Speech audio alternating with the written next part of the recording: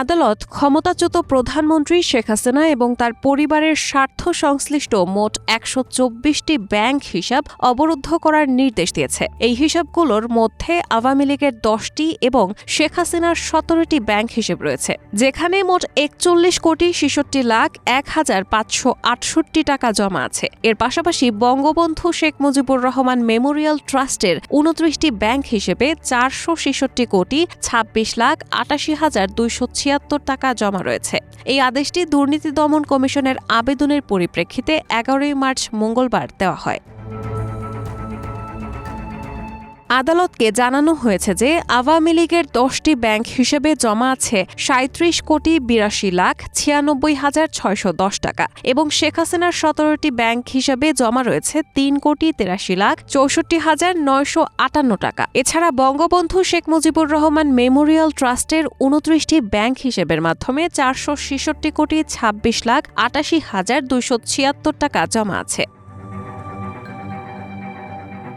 ঢাকা মহানগরের জ্যেষ্ঠ বিশেষ জজ মোহাম্মদ জাকির হোসেন এই ১২৪টি ব্যাংক হিসাব অবরুদ্ধ করার আদেশ দিয়েছেন এবং পাশাপাশি সজীব ওয়াজেদ, সাইমা ওয়াজেদ, শেখ রেহানা ও রাদওয়ান মুজিব সিদ্দিকের স্থাবর সম্পদ জব্দেরও আদেশ দিয়েছেন।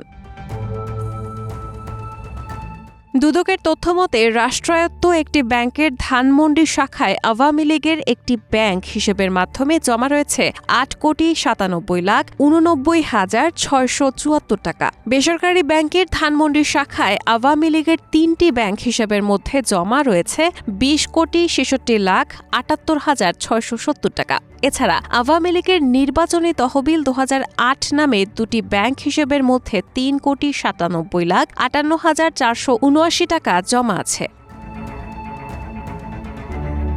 আওয়ামী লীগের গবেষণা প্রতিষ্ঠান সেন্টার ফর রিসার্চ অ্যান্ড ইনফরমেশনের ১৫টি ব্যাংক হিসেবের মাধ্যমে ৪০,৬৭,৬১,১৩৬ টাকা জমা আছে। এছাড়া শেখ হাসিনা ও শেখ রেহানার যৌথ ব্যাংক হিসাব এবং শেখ রেহানার নামে ৬টি ব্যাংক হিসাবও অবরুদ্ধ করা হয়েছে, যেখানে মোট ২,২৩,৯৬,১৬৭ টাকা জমা রয়েছে।